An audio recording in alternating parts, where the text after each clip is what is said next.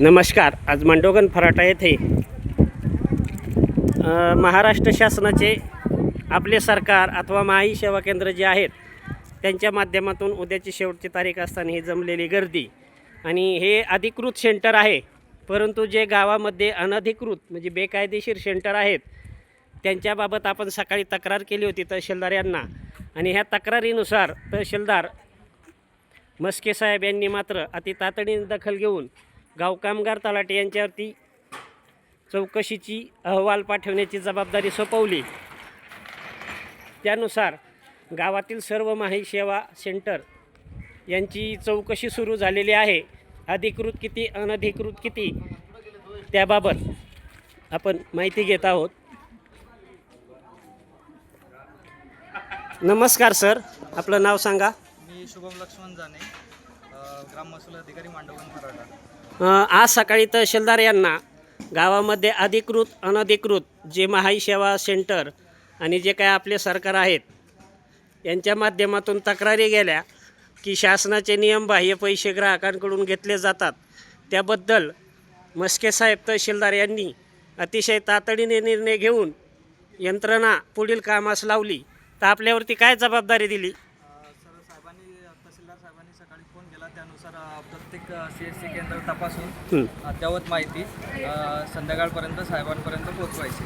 बरं, त्यामध्ये सूचना काय आहेत? रेट कार्डबद्दल काय सूचना असं आहे की प्रत्येक CSC केंद्रावर किंवा महाई सेवा केंद्रावर रेट कार्ड असले पाहिजेत आणि दुसरं त्यांच्या ID नुसारच त्यांनी कामे केले पाहिजे आणि ज्यांना दाखले देण्याचा अधिकार आहे त्यांनीच दाखले दिले पाहिजे। बरं, काही लोकांना स्वतःचा ID नाही, परंतु रांजणगाव, सांडस अथवा इतर शिरूरमधील काही लोकांचा ID वापरतात आणि त्यातून उत्पन्नाचे दाखले देतात, त्यावेळी 200-300 रुपये हे घेतले जातात। तर त्याबद्दल काय सूचना काय आहेत? त्यांची तशी माहिती काढून वरिष्ठ कार्यालयामार्फत पोहोचवली। बरं, ज्यांना दाखले देण्याचे अधिकार नाहीत परंतु ते लोक देतात त्यांच्यासाठी काय सूचना आहेत? असा विषय आहे की आज सर्व माहिती घेतली जाईल आणि माहिती वरिष्ठ कार्यालयाला दिली जाईल। बरं, त्याप्रमाणे तसेच काही लोक आहेत ना सर की कोणताही अधिकार नसताना माही सेवा केंद्र हा आकर्षक बोर्ड लावतात आणि ग्रामीण भागातील महिलांना, जुन्या वयोवृद्धांना याच्याबाबत काय माहिती नसते। काही लोक म्हणतात आम्ही समाजसेवा करतो, आम्ही पैसे कमी घेतो, परंतु त्यावेळेस खरी सर्वात जास्त मोठी लूट सुरू आहे मांडोगण फराटामध्ये।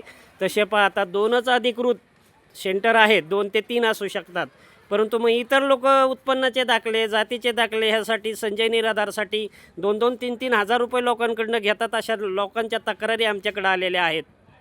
त्यांची पूर्ण चौकशी केली जाईल आणि जी काही माहिती आपल्याला मिळेल ती माहिती वरिष्ठ अधिकाऱ्यांपर्यंत पोहोचवली जाईल। सर्व आज सकाळी तहसीलदार यांना तक्रार गेल्यानुसार माननीय मस्के साहेब यांनी समाजहितार्थ आपल्या तालुक्याचे ते तसे पाहता समाजाचे राजे आहेत आणि राजांनी आज जनतेचं घरानं ऐकलं आणि अति तातडीने म्हणजे अर्ध्या तासातच आपल्याला सूचना केल्या, आदेश दिले। त्याबद्दल माननीय तहसीलदार यांचे समाजाच्या वतीने हार्दिक अभिनंदन तसेच कौतुक होत आहे। तरी पुढील कारवाई काय होते आपण पाहूया आणि त्यावेळी मात्र गावामध्ये फक्त 3च महाई सेवा केंद्रे ही लोकांच्या निदर्शनास येऊ शकतात। बाकीच्यांच्यावरती रीतसर कारवाई करण्याची मागणी आहे। खूप छान प्रतिक्रिया दिली आपण, धन्यवाद।